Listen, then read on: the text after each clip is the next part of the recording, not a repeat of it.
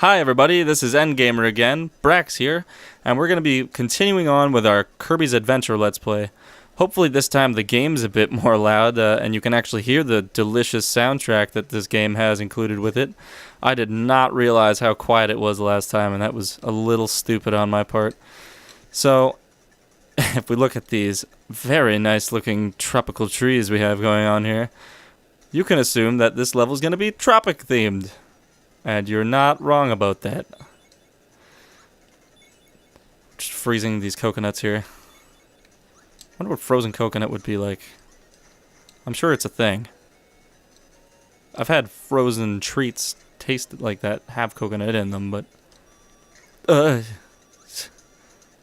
dang it. Alright. You can get parasol ability from sucking up a guy with a parasol. But whatever. It can be handy, especially with these coconuts. I wouldn't have to freeze them all the time. You can, like, just stand underneath them, and the umbrella will block them from landing on your head, which is pretty handy.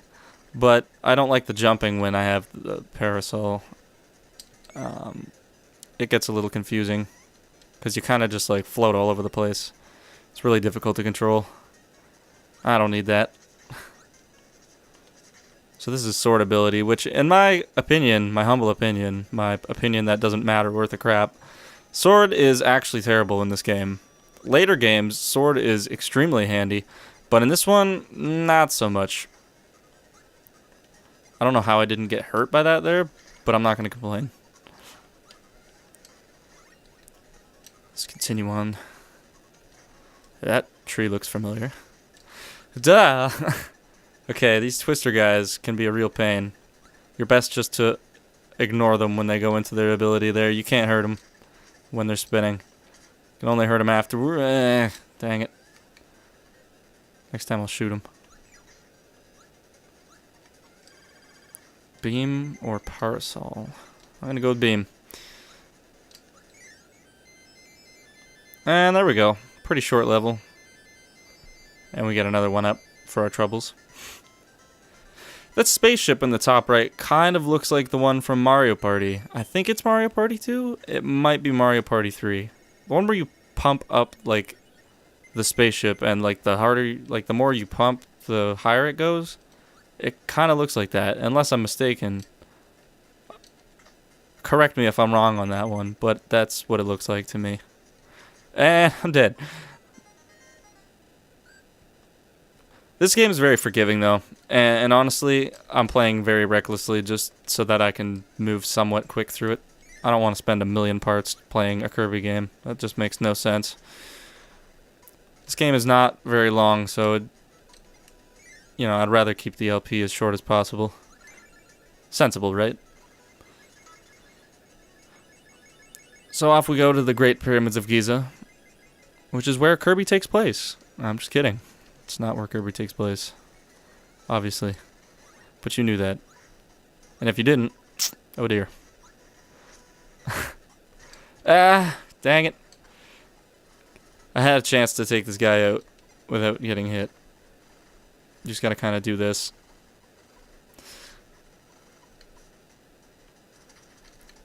Zap. It's games like this that's, I mean, this has been said a million times, but they're incredible. Like, if they weren't, like, animated, like, all cartoony and whatnot, electrocuting people to death would be very gruesome. That's one of my pet peeves. It's not pet peeve. It's one of my, like, greatest phobias is electricity, which is strange because I was actually thinking of going into being an electrician at one point, and that just wouldn't have worked out. But I have this, like, fear of getting zapped. So in the wintertime, when everything's dry and whatnot, and there's static everywhere, I always have that, like, weird kind of, like, I don't want to touch a door handle kind of thing.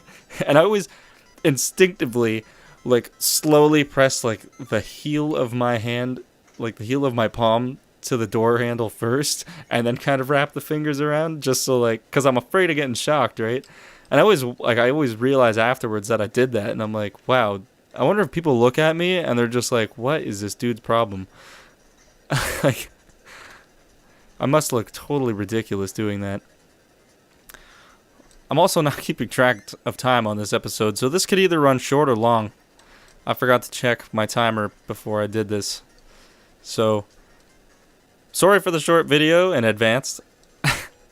And I hope you enjoy the length of this video, if it's long. I could have gotten UFO power there. UFO power is a pretty awesome ability, especially just because it's UFO. That's pretty much all the reasoning you need. Who wouldn't want to turn into a UFO? And here's some more fishes. Yep, if you get hit underwater, you've lost your ability. That's just pretty much the way it works. That guy over there, that spiky flashy dude, that is Gordo.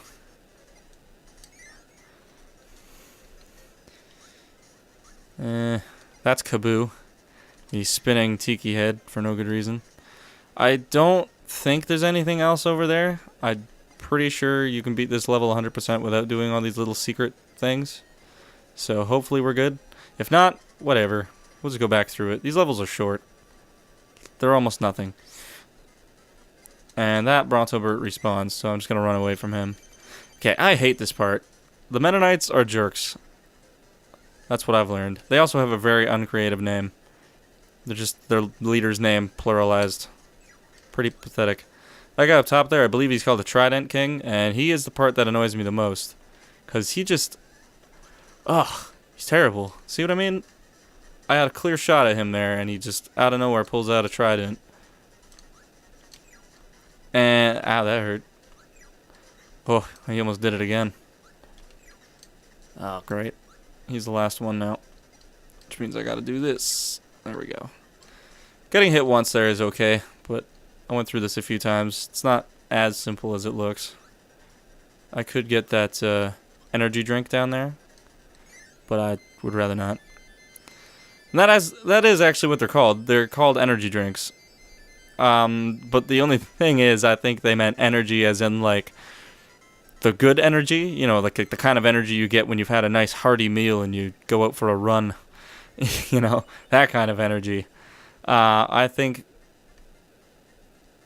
our new word for energy, which is the fake energy, which is shit tons of caffeine and taurine, that's a different thing altogether.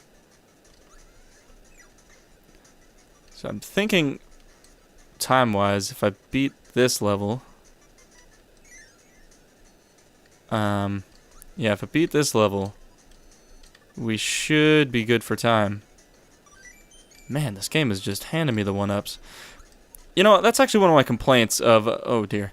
That's actually one of my complaints of some of the new games I've been playing. One is Super Mario 3D World for the Wii U. I love that game. It's great. It's an amazing game. I have certain issues with Mario World, but I won't get into them. They're nothing bad. I love Mario, but there's just some preferences that I have in my more favorite games.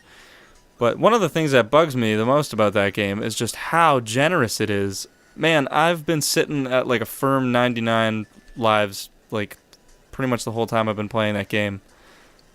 You know, you go into a level and you come out with like an extra 5 lives, and then there's slot machines after every like first level and every world, which is even more generous of the game.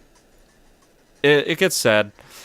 The same thing with Donkey Kong Tropical Freeze. You know, that is a great game. I absolutely love it.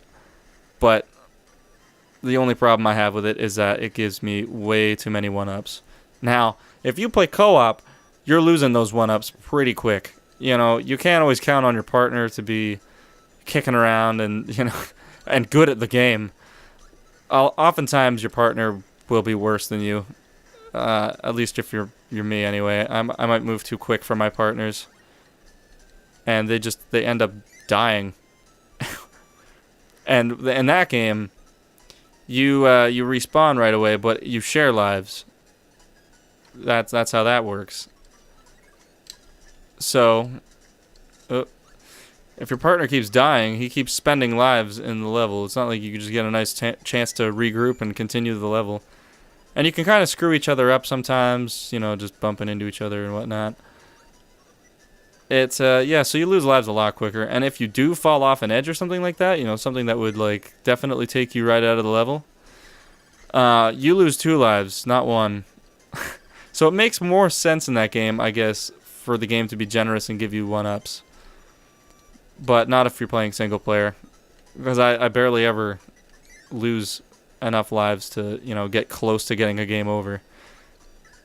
In that game, I'm also sitting at a firm 99 lives.